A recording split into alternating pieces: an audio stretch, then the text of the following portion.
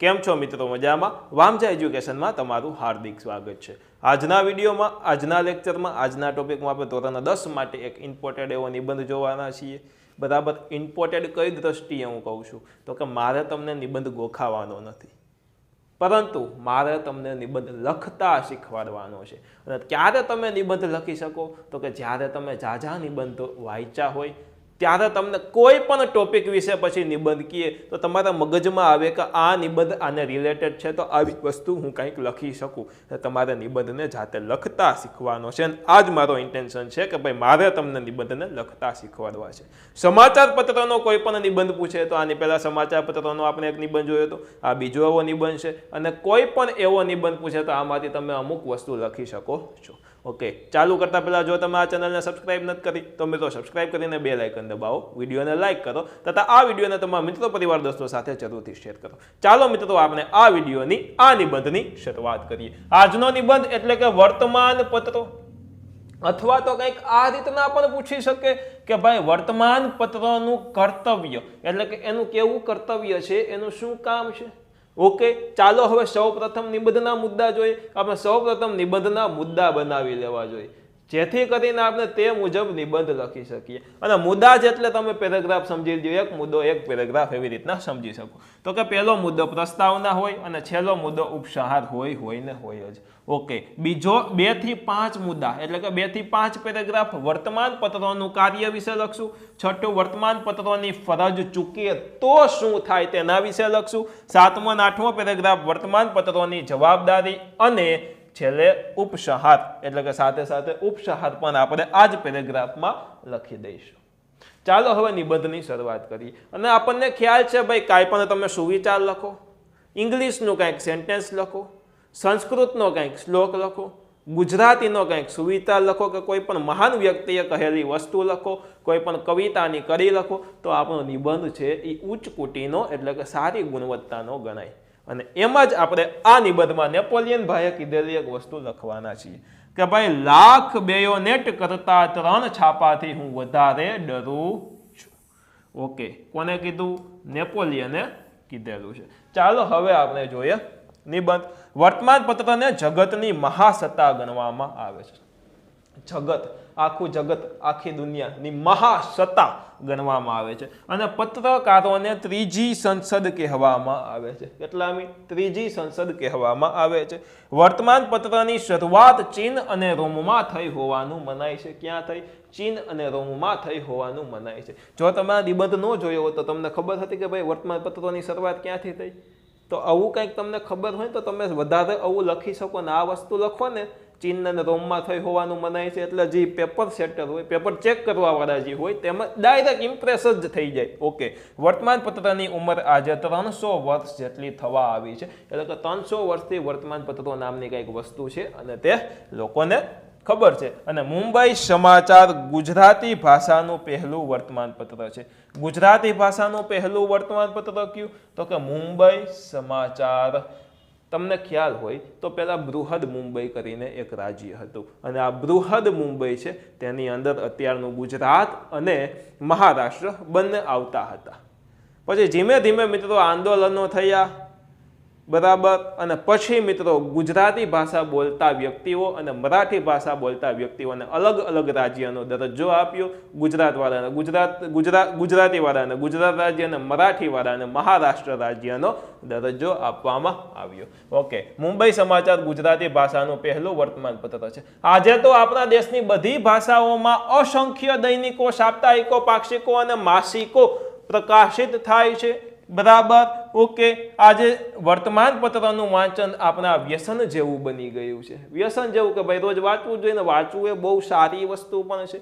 સવારે ઉઠતાની સાથે જ હાથમાં છાપું ન આવે તો આપણને ચેન પડતું નથી, અને નજીવી કિંમતમાં મળતું છાપું આપણને કેટલી બધી વાંચન સામગ્રી પીરસે છે, ઘણી બધી વાંચન સામગ્રી પીરસે છે, અને એ આપણને દેશના ખૂણે ખૂણાના અને પરદેશના તાજા સમાચારો આપે છે।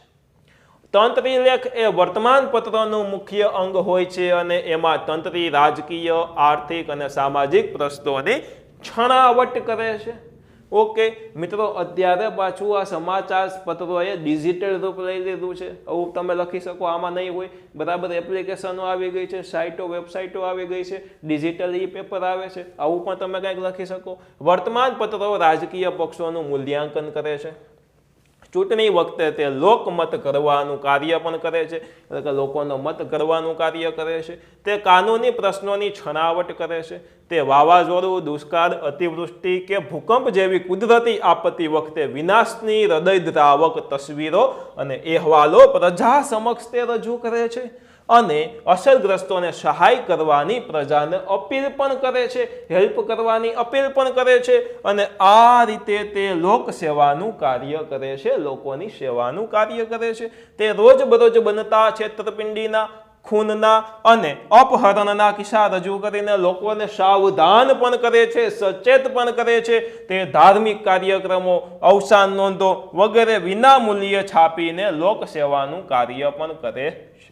જોકે મિત્રો, વિના મૂલ્યે અવસાન નોંધો છપાતી નથી. આગળ જોઈએ, વર્તમાન પત્રોમાં અનેક પ્રકારની જાહેરાતો છાપવામાં આવે છે અને તેનાથી પ્રજાને અનેક પ્રકારની ચીજ વસ્તુઓની જાણકારી પણ મળે છે. વર્તમાન પત્રમાં નોકરી અંગેની જાહેરાતો આવે છે. તેનાથી ઘણાને મનપસંદ નોકરી મળી શકે છે, ગમતી નોકરી મળી શકે છે. અને વર્તમાન પત્રો એક મહાશક્તિ, ખાલી શક્તિ નહીં, મહાશક્તિ છે. આથી વર્તમાન પત્રોના તંત્રીઓ અને સંપાદકોને શિરે ઘણી મોટી જવાબદારી હોય છે. તેમણે દેશની જનતાને નજર સમક્ષ રાખીને તેમને સાચી દિશામાં દોરવાનું કામ કર્યું છે, કાર્ય કર્યું છે. તેમણે સુંદર અને સમતોલ લેખો દ્વારા લોક શિક્ષણનું કાર્ય કરવું જોઈએ. હવે વર્તમાન પત્રો માત્ર સમાચાર પત્રો જ રહ્યા નથી. તે સાહિત્યિક, વિજ્ઞાન, કલા, ધર્મ, સંસ્કૃતિ, સમાજ જીવન એટલે કે સમાજનું જીવન, સમાજના લોકોનું જીવન, સિનેમા જગત, આરોગ્ય વિશે વગેરે વિશે વિવિધ લેખો દ્વારા લોક શિક્ષણનું કાર્ય પણ તે કરે છે. વળી હાસ્ય લેખો, વ્યંગચિત્રો, કટાક્ષ લેખો, રમૂજી ટૂચકાઓ વગેરે દ્વારા પ્રજાને નિર્દોષ મનોરંજન પણ તે પૂરું પાડે છે. તે બાળકો અને સ્ત્રીઓને લગતા લેખો દ્વારા તેમને ઘણી ઉપયોગી માહિતી પણ પૂરી પાડે છે. કેટલાક વર્તમાન પત્રો અમુક પ્રસંગે પોતાની ફરજ ચૂકી જાય છે. તે સસ્તી લોકપ્રિયતા મેળવવા પાયા વગરના અને લોકોને ભડકાવનારા સમાચારો પણ મિત્રો છાપે છે. તે કેટલીક વાર ધર્મ, સંપ્રદાય અને જાતિના સંકુચિત વિચારોને ઉત્તેજન આપે છે. ક્યારેક તે પ્રાદેશિકતા અને કોમવાદનું ઝેર પણ ફેલાવે છે.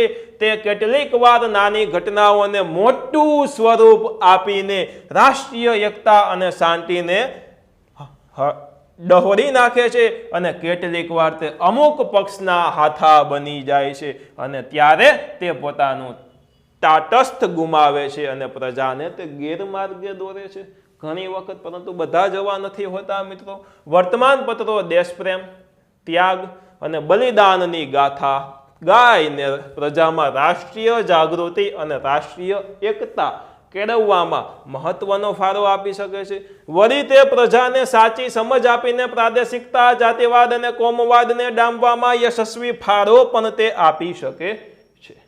ઓકે, આની સાથે સાથે સરસ મજાનો આપણો આ નિબંધ પૂર્ણ થાય છે. આશા રાખું છું કે આપ સૌને ખૂબ મજા આવી હશે. મજા આવી હોય તો વિડીયોને લાઇક કરો, ચેનલને સબસ્ક્રાઇબ ન કરી હોય તો સબસ્ક્રાઇબ કરીને બેલ આઇકન દબાવો તથા આ વિડીયોને તમારા મિત્રો, પરિવાર, દોસ્તો સાથે જરૂરથી શેર કરો. ફરી મળશું એક નવા વિડીયો સાથે. ફરી પધારજો. બાય, જય હિન્દ, વંદે માતરમ. આવજો. ધન્યવાદ.